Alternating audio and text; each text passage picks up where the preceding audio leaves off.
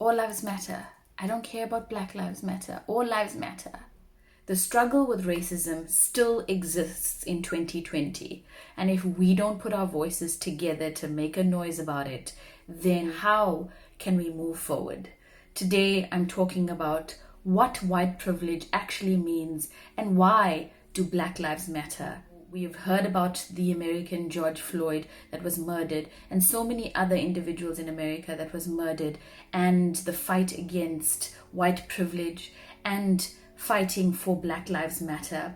And here in South Africa, being a South African myself, it touched my soul, it touched my heart, it made me upset, and it just took me back to the stories that my grandfather told me, to the stories that my mom and dad told me, to what were their lives growing up in an apartheid South Africa. And I think it is necessary that we start educating our people and we stop the injustice that we have been faced for a long time. If you want to hear what I have to say on this topic, then please keep on watching.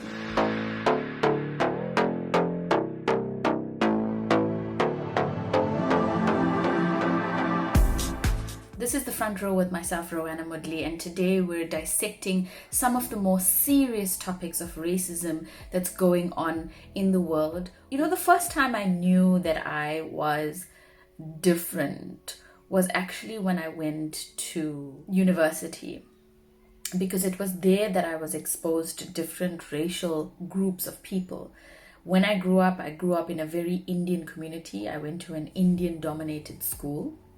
I knew that there were black people and my family, we were friends, we got along, but there were never any white people around us. So as a child, you never really think that they exist. And when you drive on the street, you'd see white people, but not really realize that they were people that you would associate yourselves with. You know, I remember a story my grandfather told me was he would go to work and he worked in a sugar mill.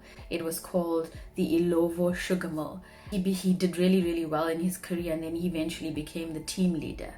And what happened from there was that he came to work a little late one day, and his boss, who was a white man, grabbed his wrist and banged it on the table and said that I will cut your hand off the next time you do that. So fearing for his job, and he was the only breadwinner in his family, he decided to bear more insults and more turmoil from the white superiority that was in his work environment. And that was something that was quite sad to me. I remember as a little girl sitting at the back seat of the car while my dad drove and looking at a bench, and the bench had a sign, and I was learning how to read, and I remember reading it out loudly, white only.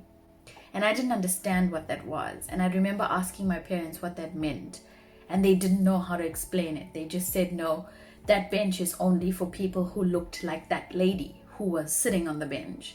And to me, I pictured a white person to be someone who was allowed many, many things, and I was not allowed that. When I looked at the Disney cartoons and I looked at the stories of Cinderella and the stories of Snow White, all of them were depicted with fair skin. Nobody showed me how I would look. And that's a really sad thing growing up, because I couldn't really identify myself with my own race and my own demographic. So I wanted to be something that I was not my whole life. I had a project once in school, and the teacher said to us that we must create our own passport. And I have no idea what subject that was for, but the passport had to have our picture, our age, and our occupation. And I went home that day and I decided that I was going to be 19 years old, because for me that was a very old age, and I was going to have blonde hair. So I found a picture of a girl, a white girl with blonde hair, and that was the picture that I put on my passport, which depicted me. And I remember my teacher saying, "Oh, well done, Roanna, like your passport is amazing."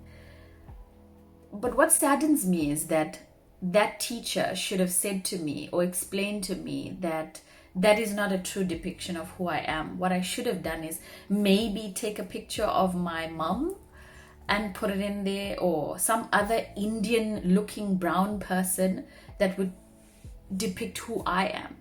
And for years, we just thought it was okay. I remember watching my mom put on lipstick, and I would often ask her, why are you using only red lipstick? And she said, no, red is the only color that will go with my dark skin.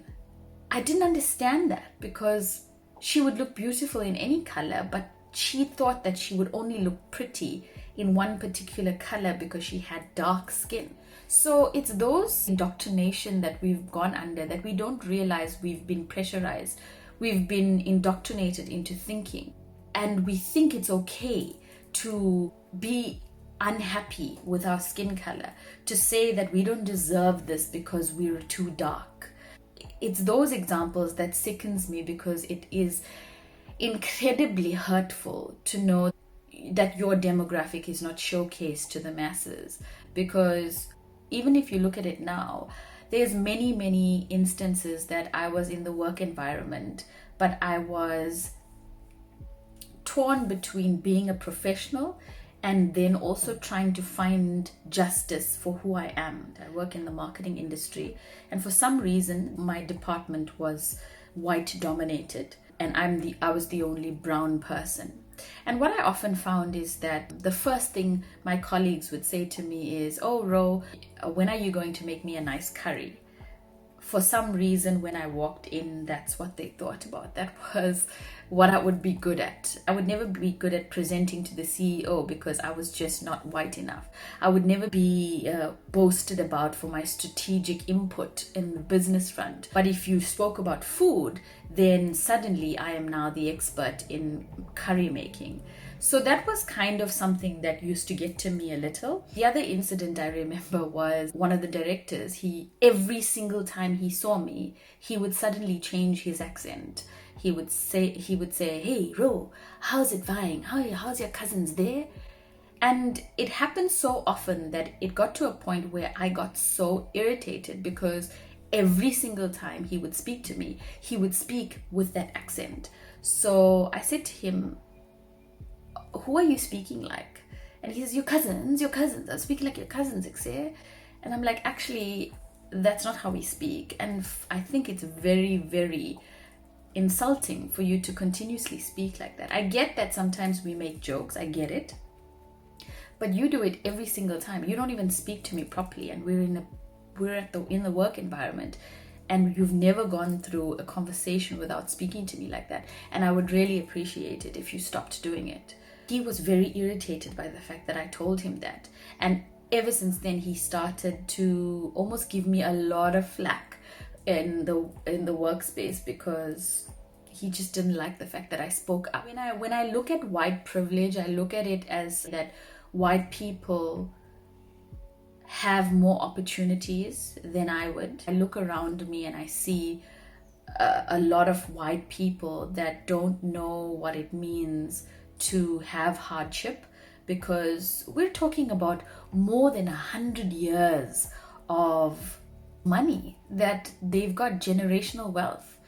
I am the first person that will create generational wealth for my child and my children's children. I started from absolutely nothing, and I don't have any capital. All I have is my brain and my education to make a living out of something, to make something substantial. My grandfather didn't have any money to give to my parents, and my parents didn't have any money to give to me. So we always experienced hardship.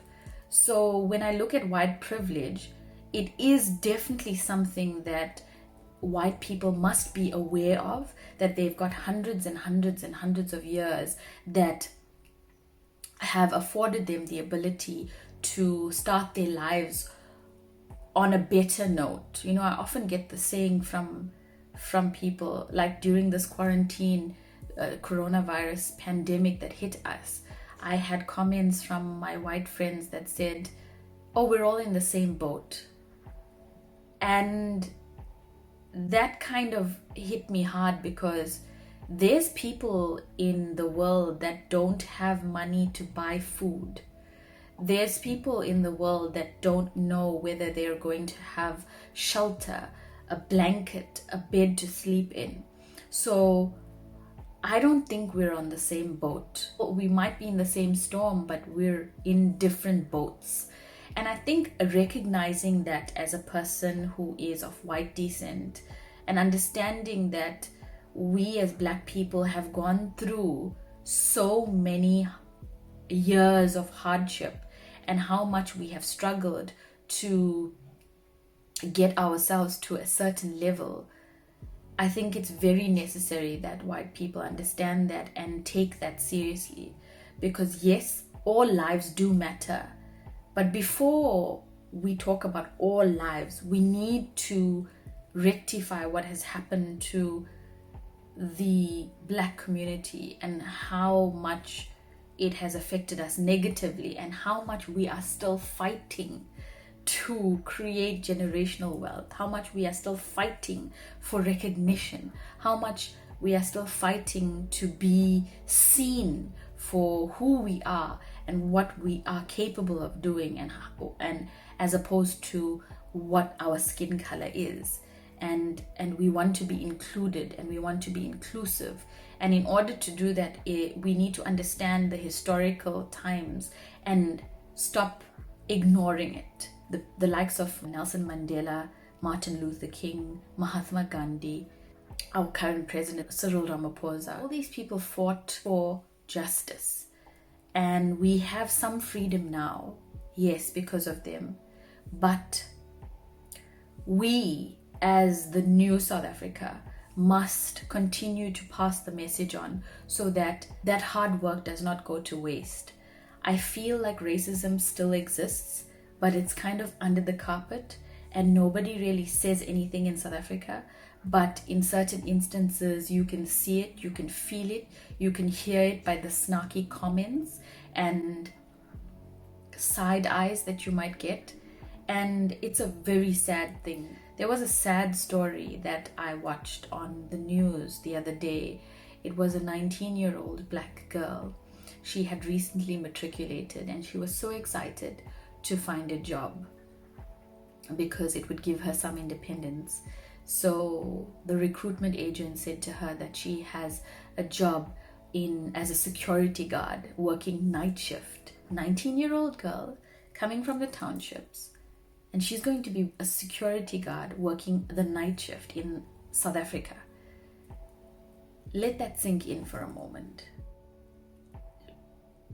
What it was so touching is that she was so excited that she had an opportunity like this. But what's even more sad is that she will forever be fighting for financial freedom unless someone changes the circle, unless something happens where her life can be better. Because just to paint the picture for you, South Africa is not very safe. And a 19-year-old girl working a night shift as a security guard is possibly the worst job that could happen for a female in South Africa. That's the world we're living in, even in 2020. And it's very sad that there are people who comment on social media and say that Black people want to be like us, but they can never. During the apartheid era, we had lovely roads and lovely schooling systems. Yes, for you, we didn't have that. I grew up in a school where I didn't have books, I didn't have pens, I didn't have textbooks. We didn't have a lot of desks. Our desks were broken. So recognizing that there is a superiority complex, there is favoritism, that the majority of CEOs in the world are tall white males is still shocking. The fact that we are still trying to be inclusive in makeup, in hair, in jewelry, in clothing, in the corporate environment, in the schooling system, in the sporting field. We are still fighting a battle. And we all need to stand together and understand that this is something that exists, and we need to change the mindsets of our future generation, because it's going to take a long time for us to get over it. It's going to take a long time for us to balance the books, because you've got hundreds and hundreds of years of generational wealth, and we're kind of just trying to find our feet still. We're still living paycheck to paycheck. We don't have money that we are going to inherit. We have to fight. Every single day is a fight. And if we don't have an income, that's it. We're saying you need to acknowledge that there is a problem and we need to neutralize it. We can only thrive by loving each other and respecting each other and helping each other grow and learning from each other. And I really hope that this video makes a dent in some way to help in our quest for freedom, for peace. So, what we must know is that we must recognize where we stand and be cognizant of it and take it seriously. And my advice to white people is to really speak to us people of color with no more superiority. It's the only way we can move forward. And it's a very serious topic. It's a very serious issue. And and in 2020 we need to start changing the way we go about doing things. We are all royal, we are all worthy, and we are all capable. Thank you so much for choosing the front row. Please comment, share, and subscribe if you thought that this video resonated with you. And please let me know what your thoughts are on Black Lives Matter, what your thoughts are on All Lives Matter, and do you agree with some of the points that I made regarding white privilege? And if you're a white person, how are you contributing in a positive way to take us as a human race to a better place? We all have our bit to play. We all can do better. And I'm using this platform to try and do my bit. So having said that, I thank you for the time that you've taken to watch this video, and I'll see you on the next video.